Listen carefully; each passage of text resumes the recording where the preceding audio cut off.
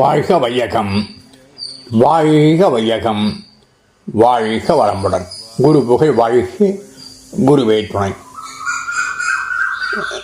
இங்கு கூடியிருக்கின்ற மெய் அன்பர்களே, பேராசிரியர் பெருமக்களே, உங்கள் அனைவரையும் வருக வருக என வரவேற்பதிலே மகிழ்ச்சி கொள்கிறேன்.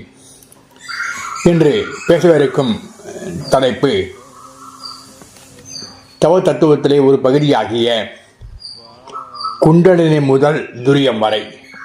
குண்டலினி முதல் துரியம் வரை என்றால் தவங்கள், அதாவது சிறப்பு தவங்களுக்கு முன்பே நாம் தீட்சை எடுத்துக்கொள்ளும் தவங்கள் என்னென்ன என்பதை நாம் சிந்திக்கப் போகிறோம்.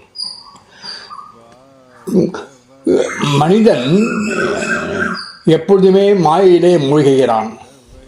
ஆறறிவு இருந்தாலும், சிந்தனை ஆற்றல் இருந்தாலும், அவன் அறிவிலே மயக்கம் இருக்கிறது. அவன் மயங்கி மயங்கி மனதை செலுத்துகிறான். அதாவது அந்த காலத்தில் திரைப்பாடல் பாடல் இருக்கு. என்னது பாட்டு? கண் போன போக்கிலே கால் போகலாமாம், கால் போன போக்கிலே மனம் போகலாமாம், மனம் போன போக்கிலே மனிதன் போகலாமாம். இப்படிப்பட்ட ஒரு பாடல். இப்படி மனிதன் தன் வழியாக செல்கிறான், மனம் போன போக்கிலே போகிறான். அதனால் அதுக்கு என்ன விளைவு? அழிவுதான். ஆகையினால் அதை அவன் மனதை அறிவை செலுத்த விரும்பவில்லை, அவன் வழியே செல்கிறான். இதனால் விளைவு என்ன? அதை சிந்திக்கவில்லை அவன். இதனால் மனிதனை பிறந்தவன் அழிவை நோக்கி செல்கிறானே தவிர அறிவை தெய்வத்தை நோக்கி செல்வதே கிடையாது. இதை நாம் சிந்திக்க வேண்டும். அப்பொழுதுதான் மகரிஷி அவர்கள் நமக்காக அவதரித்து ஒரு அறிவு திருக்கோயில் என்பதை நிறுவலாம் என்று சொல்லி தன்னைத்தானே ஞானத்தோடு மறந்து மக்களுக்கு அதை தெரிவிக்க வேண்டும் என்ற ஒரு நோக்கத்திலே உலக சமுதாய சேவா சங்கம் என்பதை நிறுவி அதன் மூலமாக நமக்காக உடற்பயிற்சி, காய கல்பம், தவங்கள் இவைகளெல்லாம் கொடுத்தார்கள். அந்த தவம் என்பது என்ன என்றால் மனம் ஒன்றுபடுதல், அதாவது பிரத்யாகார தாரணை என்று சொல்கிறோம் அஷ்டாங்க யோகத்திலே. அதாவது மனம் ஒன்றுபடுகிறது, மனம் ஒடுங்குகிறது, மனம் சமாதியாக சமநிலையாக நிற்கிறது. அதுதான் தவம் என்று சொல்கிறோம். உயிரின் மீது தவம் சொல்கிறோம். அப்போ உயிரை பற்றி நாம் நினைத்து கொண்டே தவம் செய்ய வேண்டும். அப்போ மனம் ஒன்றுகிறது, மனம் அதை பாயக்கூடாது, மற்ற எண்ணங்கள் அங்கே இருக்கக்கூடாது. மனது ஒன்றுபட்டு மனம் லயித்து தவம் செய்கிறோம். அதுதான் மனோலயம் அல்லது ஆன்மலயம் அல்லது ஆன்மலயம் என்பதுதான் ஆலயம் என்ற பெயர் வந்தது அந்த காலத்திலே. அதனால் நாம் மனம் ஆன்மீக முறையோடு ஒன்றுபட்டால் நிச்சயம் தவம் நமக்கு கிடைக்கும். இதுதான் உண்மை. அந்த தவத்தை செய்வதற்காக மகரிஷி அவர்கள் குண்டல் சக்தியை கொடுத்தார்கள், குண்டல் யோகத்தை கொடுத்தார்கள். அந்த குண்டலினி 9 வகையாக பிரித்து கொடுத்திருக்கிறார்கள். அதனை பற்றி நாம் சிந்திக்கலாம் என்பதில் முதல் தலைப்பாக குண்டலினி முதல் துரியம் வரை என்ற தலைப்பிலே சிந்தனை பேசவிருக்கிறேன். வாழ்க வளமுடன். குண்டலினி சக்தி நமது மூலாதாரத்திலே உள்ளது. அது ஒரு பாம்பு வடிவம் போல இருக்கிறது என்று, அதுவும் கீழ் நோக்கி இருக்கிறது என்று அந்த யோக சூத்திரத்திலே சொல்லப்படுகிறது. அது கீழ் நோக்கி இருக்கும்போது ஆசான் என்ன செய்கிறான்? அது இயங்காமல் இருக்கிறது. அதனால ஆசான் என்ன செய்கிறான்? அதனை தட்டி எழுப்பி அதை செயல்முறைக்கு கொண்டு வருகிறார். அதுதான் குண்டலினி சக்தி என்று சொல்லப்படுகிறது. ஆசான் தட்டி எழுப்பி தீட்சை கொடுப்பது போல மாணவனுக்கு அந்த தீட்சை கொடுக்கிறார். தட்டி எழுப்பி அந்த பாம்பானது கீழ் நோக்கி இருக்கின்ற அந்த பாம்பானது இப்போது திருப்பி மேல் நோக்கி வருகிறது, அது திரும்புகிறது, இப்போது இயங்க ஆரம்பிக்கிறது. இதுதான் குண்டலினி சக்தி. அந்த குணசக்தியை ஆசான் முருகை தண்டு வழியாக மேலே மேலே மேலே கொண்டு வந்து தலை உச்சி வழியாக அப்படியே இறக்கி ஆக்கினை தவம், அதாவது இந்த இடத்துல உருவ மஞ்சள் கை விரல வைக்கிறார். அதுதான் தீட்சை என்று சொல்லப்படுகிறது. அது பேர் ஸ்பரிச தீட்சை என்று சொல்லுவார்கள். அந்த ஆசான் ஸ்வசிகிச்சை முறையாலே தட்டி எழுப்பி உடனே அந்த பாம்பானது திரும்பி மேல் நோக்கி வருகிறது. அதனை முருகுத்தண்டை வழியாக தன் விரல்களை மேலேற்றி நெற்றி புருவ மத்தியிலே ஆற்றலை வைக்கிறார். இப்போது நாம் மனம் ஒன்றி உயிர் சக்தியை அறிகிறோம். விழிப்புணர்வு வருகிறது. அது மட்டும் இல்லாமல் இதை என்ன சொல்றாங்க, ஆக்கினை தவிர நெற்றிக்கண், அறிவுக்கண், ஞானக்கண், மனக்கண் என்ற பல பெயர்களிலே அழைக்கிறார்கள். தன்னை அறிகிறோம், உயிரை அறிகிறோம், நான் யார் என்பதை அறிகிறோம், இறைவனை உணர்கிறோம், அறிவை அறிகிறோம், அறிவே தெய்வம், நம்முள் தெய்வம், அவனில்தான் நீ உன்னில் அவன் என்ற பாடல்களை நாம் அப்பொழுது சிந்திக்கிறோம். வாழ்க வளமுடன். இப்படிப்பட்ட இந்த ஆக்கினை தவத்தை நாம் செய்ய செய்ய நாம் விழிப்புணர்வு பெறுகிறோம், உயிரை அறிகிறோம், நம்மை அறிகிறோம் என்று சொன்னோம் அல்லவா. ஆனால் ஒரு சிலர் என்ன செய்கிறார்கள், ஆக்கினை தவத்தை எடுத்துக்கொண்டால் செய்தால் உடனே மண்டையில் ஒரு பாரம் ஏற்படுறது. அந்த பாரம் ஏற்படும் பொழுது அந்த இடத்திலே ஒரு வெளி ஏற்படுகிறது. அந்த வரியை தாங்க முடியாமல் ஒரு சிலர் மயக்கம் அடைகிறார்கள். அதற்கு தான் மகரிஷி அவர்கள் அதை இறக்கி விடலாம், ஒன்றும் ஆகாது என்று சொல்லி அதற்கு சாந்தி தவம் என்ற பெயர் கொடுத்து அப்படியே மூலாதாரத்தில் இறக்குவது, அதாவது பூர்வ மத்தியிலிருந்து உச்சி வழியாக இறக்கி, அது ஏறுபடி தவம். ஆக்கினை தீட்சை கொடுத்தது ஏறுபடி தவம், இது இறங்குபடி தவம் என்று சொல்லுவார்கள். அதாவது அந்த புருவ மத்தியிலிருந்து அப்படியே மேலே கொண்டு வந்து தலைபுச்சி கொண்டு வந்து அப்படியே முருகுத்தண்டை வழியாக கீழே இறக்கி இறக்கி இறக்கி இறக்கி இறக்கி அந்த மூலாதாரத்திலே வைத்தல். இதுதான் சாந்தி தீட்சை சொல்கிறது. இந்த சாந்தி தீட்சையை அவங்க செய்ய சொல்கிறாங்க. அது டெய்லி இப்போ செய்யலாம் சில நாட்களுக்கு. அப்புறம் வெள்ளிக்கிழமை நம்ம செய்தால் நல்லது. அதுதான் சாந்தி தாபம் என்று சொல்கிறார்கள். இந்த மேல் சொன்ன அந்த ஆக்கினை தவத்தால் என்னென்ன ஏற்படுறது சொன்னேன் இல்லையா, அதனால தான் சாந்தி தவத்தை செய்யணும். அதுவும் டெய்லி செய்தால் தப்பு இல்லை.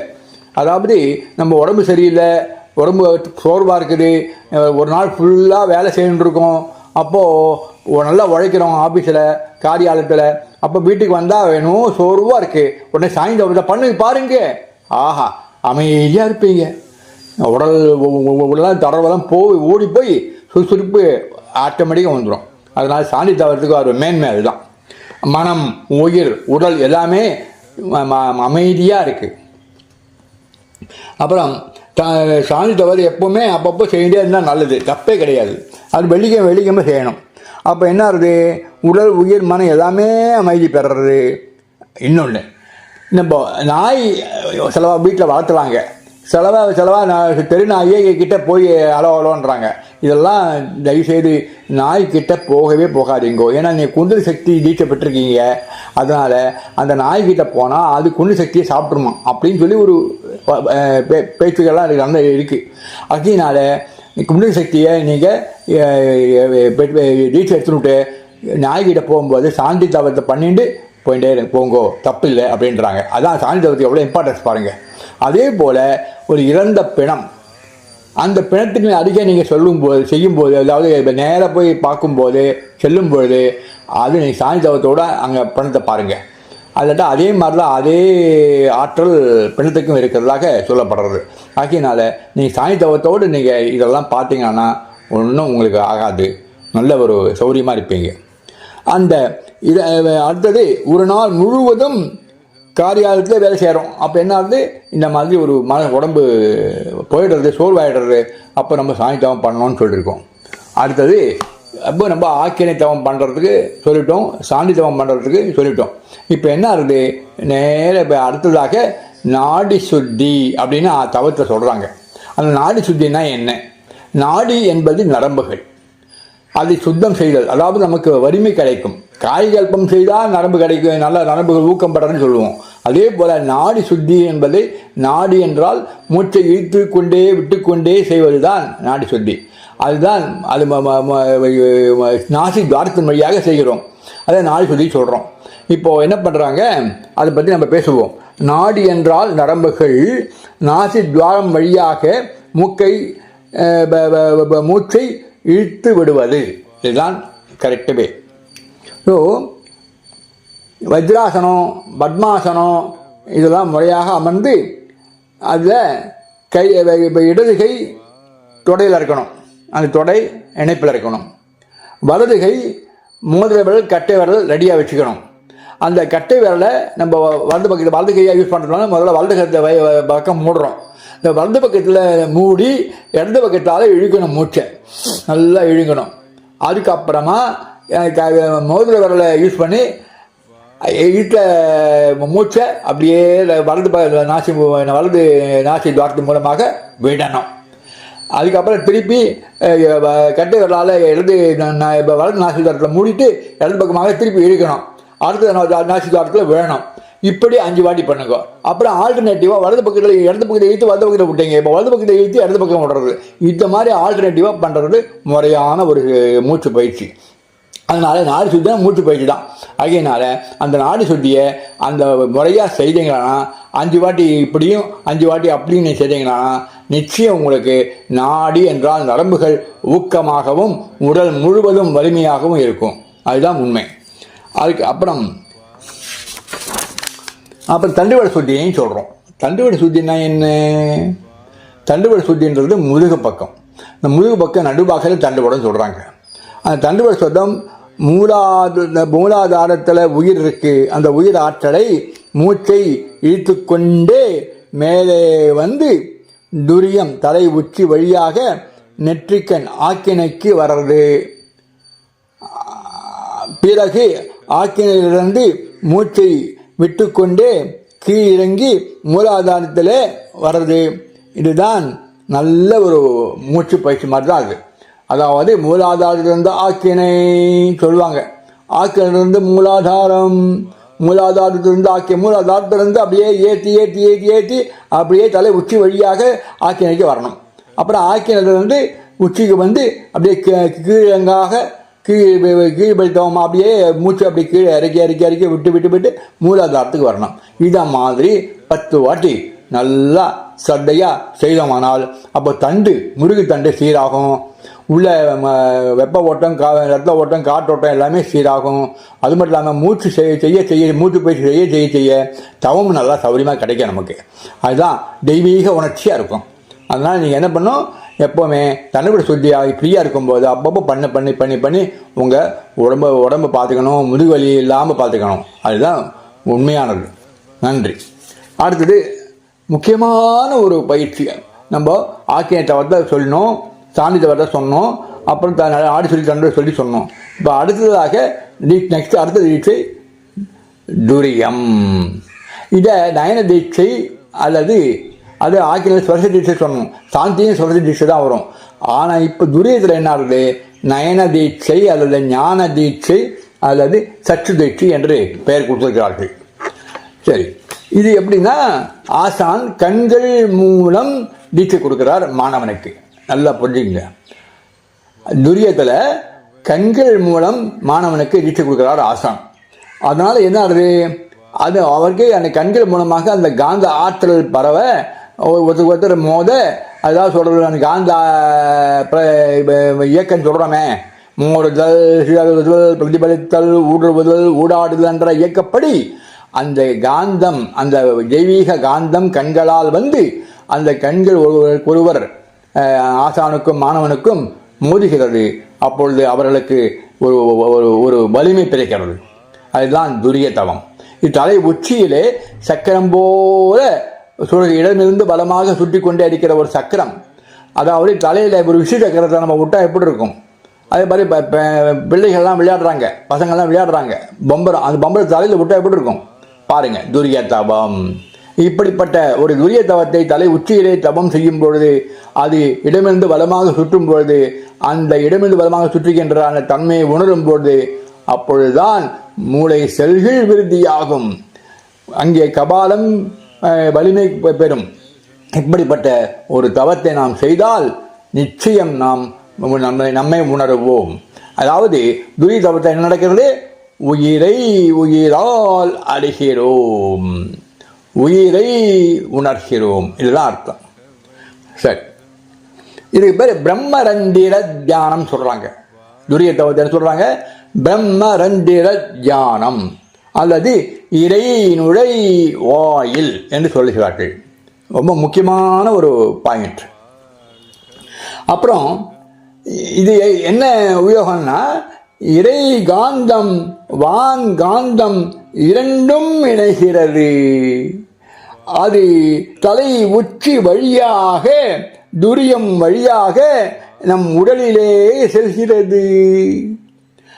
அங்கே உள்ளே இருக்கின்ற ஒரு காந்த சக்தி, உடலிலே இருக்கின்ற காந்த சக்தி, அதாவது ஜீவகாந்தத்தோடு ஒன்று இணைகிறது.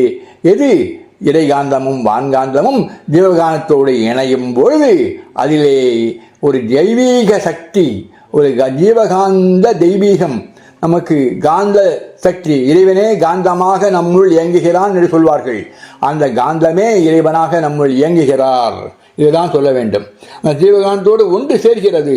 அப்பொழுது உடல் உயிர் மனம் தூய்மை பெறுகிறது, கருமையம் தூய்மை பெறுகிறது, பாவங்கள் விலகுகிறது, பிறரை வாழ்த்தும் வலிமை பெறுகிறோம், மனம் பக்குவம் அடைகிறது.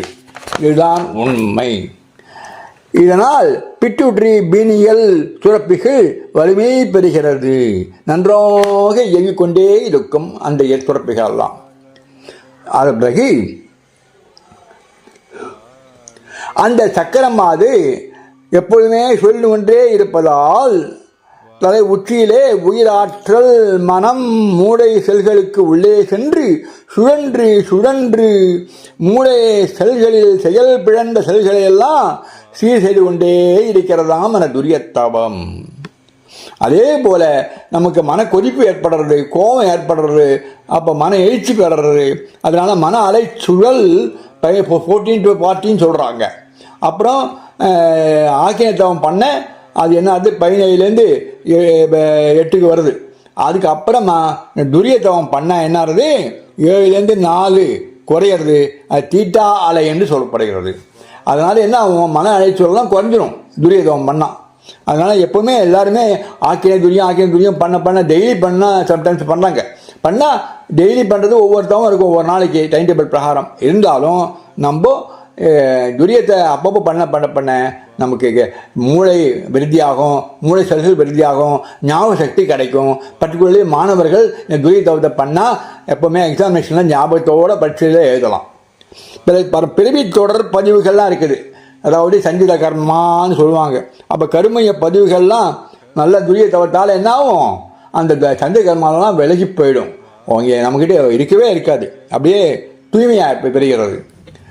அப்புறம் ஆன்மா தூய்மை பெறுகிறது. அதுதான் துரிய தவத்தில் எவ்வளோ பியூட்டிஃபுல்லாக சொல்கிறாங்க பாருங்க. ஆன்மா தூய்மை பெறுகிறது, உடல் ஒத்துழைக்கிறது, கருவிகள் ஒத்துழைக்க அதுதான் ராஜயோகம் என்று சொல்கிறோம். ரொம்ப முக்கியமான ஒரு துரிய தவத்தை ராஜயோகம்னு சொல்கிற காரணம் என்ன, நமக்கு அதுதான் வாழ்க்கையே கொடுக்கறது. காரணம் என்ன, பிரம்மரந்திர தவம்னு சொல்கிறோம். அது மட்டும் இல்லாமல் இன்னொரு பேர் இருக்கு, அதுக்கு சகஸ்ரஹார தவம் என்று சொல்கிறார்கள். 1000 இதழ்கள் கொண்ட தாமரை போல விரிந்து விரிந்து விரிந்து நம்மை காண்கிறது, அதுதான் துரிய தவம். பிரம்மத்தை நோக்கி போகும்போது துரியம் ஒரு வாசல் படி. அதாவது துரியத்தை என்ன பண்ணுறோம், துரியத்தை நாம் செய்யும்போது அது அதன் பிறகு புலன்கள் தாண்டி போகிறோம், அதான் வாசப்படியை தாண்டி போகிறோம். அப்போ தாண்டி போனோன்னே என்ன ஆகுது, அதுதான் துவாதசாங்கம். தஸ், துவா என்றால் 2, தஸ் என்றால் 10, அதுதான் சான்ஸ்கிரிட் வேர்டு. துவா என்றால் 2, தஸ் என்றால் 10, 10 2 12 அங்குலம், அதுதான் துவாதசாங்கம் சொல்லிட்டாங்க. அந்த துவாதசாங்கத்தின் நோக்கி செல்கிறோம் மனம். அப்புறம் சந்திரன் சூரியன், அப்புறம் சக்திகளம், அதாவது பெரிய மண்டலம், சுத்த வெளின்னு சொல்கிறோம். இப்படி நம்ம துரியாதத்தை செய்கிறோம். அதுக்கப்புறமா நம்ம துரியாதத்தை பற்றி அப்புறம் பேசலாம். பழக்கத்திலிருந்து விளக்கப்பதிவுக்கு நம்ம வருகிறோம். அதுவும் பாருங்க, பழக்க நிறைய இருக்கும், நிறைய பழக்க தோஷங்களால் தப்பு படுறோம். அப்புறம் என்ன ஆகுது, அது துரிய தவம் கட்டின உடனே பழக்க தோஷம் விளக்கிறதுக்கு வரதுனால நமக்கு மனம் நல்ல ஒரு விழிப்புநிலைக்கு வந்துடுறது. அப்புறம் ஆக்கினை தவத்திலே தொடு உணர்ச்சி என்ற ஒரே புனலே சுருங்கி நிற்கிறது. ஆனால் துரிய தவத்திலே அதை மூல நிலையான உயிராக அங்கே நிற்கிறது. பாருங்க, பியூட்டிஃபுல் தவம், நல்ல தவம். அது இல்லாமல் உணர்வுகள் அறியலாம். எந்த உணர்வானாலும் நமக்கு தெரிஞ்சிடும். இறைநிலையை உணர முடியும் இந்த தவத்திலே. பிறக்கும் போது துரிய சக்தியே வாழ்வை துவக்குகிறது. தாய் வயிற்றில் பாருங்கள், டாக்டர்லாம் என்ன பண்ணுவாங்க, தாய் வயிற்றுலேருந்து டெலிவரி பண்ணும்போது ரெடி ஆகிடுச்சு, இப்போ 5 மணிக்கு பிறந்துடும், 6 மணிக்கு பிறந்துடும், கொஞ்சம் நல்லா உடம்ப கொஞ்சம் சீர்படுத்திக்கங்க சொல்லுவாங்க. அப்போ என்ன ஆகுது, எடுத்த உடனே என்ன பண்ணுவான், தலை மட்டும்தான் முதல்ல எடுப்பாங்க. தலையில் அப்படியே வரும், அந்த கொஞ்சம் இது ஹேர் இருக்கும், அப்படியே வரும், அப்படியே வெளில வர்றது. அதுதான் டெலிவரி ஆகும்போது தலையை முதல்ல எடுப்பாங்க. அதான் தலை உச்சியிலான பிறக்கிறோம்னு அர்த்தம். அதுதான் துரிய தமம். பிறக்கும் போது துரிய சக்தி வாழ்வை துவக்குகிறது. இறக்கும் போது தலை உச்சி வழியாக உயிர் பிரிகிறது. இதுதான் கபால மோட்சம் என்று சொல்கிறார்கள். நல்ல ஒரு தவம் பாருங்க. தூய்மை சக்தி வெளிவர துவங்குகிறது, ஜொலிக்கிறது ஒளி வட்டமாக. அதாவது நம்ம தலைக்கு பின்னால ஒளி அப்படியே வட்டமாக எப்பவும் இருக்கும். நம்ம கடவுள் படத்தை பார்த்தா அது ஒளி வட்டம் இருக்கும். அந்த காரணம் அது அந்த அவளுக்கு அந்த மாதிரி ஒரு பவர் இருக்கு. அதே மாதிரி மகான்கள், நல்ல அறிந்த மகான்கள், அவர்களுடைய தலை பின்னால வட்டம் இருக்கும். அந்த மாதிரி பலருக்கு இருக்கு. அதுதான் ஒளி வீசுகிறதுன்னு சொல்றது, வட்டமாக ஒளி வீசுகிறது. இதைத்தான் மகான்களிடம் காண்கிறோம். பிரபஞ்ச சக்தியை ஈர்த்து கொள்கிறது. பிரபஞ்ச ரகசியங்கள் எல்லாம் நம்ம தெரியும். ஞான வழி நமக்கு பெறலாம். நடுமனத்திலே ஆற்றத்தவம் நடுமனத்தை வெற்றி கொள்கிறது. அதாவது மூளை, அந்த மூல பாகமெல்லாம் நல்லா வெறுதியாகும். அப்புறம் வாத்து சங்கல்பம் சொல்ல முடியும். அகத்தாய்வு செய்வதற்கு நல்ல விழிப்புணர்வு கிடைக்கிறது. நமக்கு நல்லா புரிஞ்சுக்குங்க, அகத்தாய்வு செய்வதற்கு நமக்கு நல்ல விழிப்புணர்வு கிடைக்கிறது. அப்புறம் பிராரத்த கர்மா விடுபடுகிறோம். உடல் களங்கங்கள், உள்ளக்கலங்கங்கள் எல்லாமே நம்மை விட்டு விலகுகிறது. இப்படிப்பட்ட துரிய தவத்தை நாம் அடிக்கடி செய்யும் பொழுது நமக்கு எந்த பாவமும் நம்மகிட்ட இருக்காது. கருமையும் தூய்மையாகிறது, உடல் உயிர் மனம் தூய்மையாகிறது. அளவுபோல மற்றவர்களை வாழ்த்துவதற்கு நமக்கு வலிமை கிடைக்கிறது. சங்கல்பம் செய்யலாம். வாழ்க வையகம், வாழ்க வையகம், வாழ்க வளமுடன் என் சிந்தனையை முடித்துக் கொள்கிறேன். அருட்பேராற்றல் கருணையினால் உடல்நலம், நீடாயுள், நிலை செல்வம், உயர்ப்புகழ், மெஞ்ஞானம் ஓங்கி வாழ்க வளமுடன், வாழ்க வளம் என்று வாழ்த்தி இந்த வாய்ப்பினை கொடுத்த எல்லோருக்கும் நன்றி தெரிவித்து சுற்றுரையை முடித்துக் கொள்கிறேன். வாழ்க வையகம், வாழ்க வையகம், வாழ்க வளமுடன், வாழ்க வளமுடன், வாழ்க வளமுடன், வாழ்க வளமுடன், வாழ்க வளமுடன், வாழ்க வளமுடன்,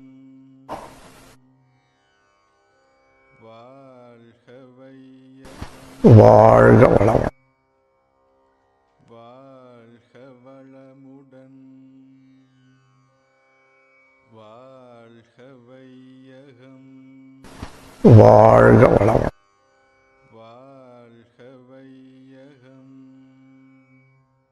அருட்பேராற்றல் கருணையினால் உடல் நலம், நீளாயுள், நிறை செல்வம், உயர்ப்புகள், மெஞ்ஞானம் ஓங்கி வாழ்வீர்கள்.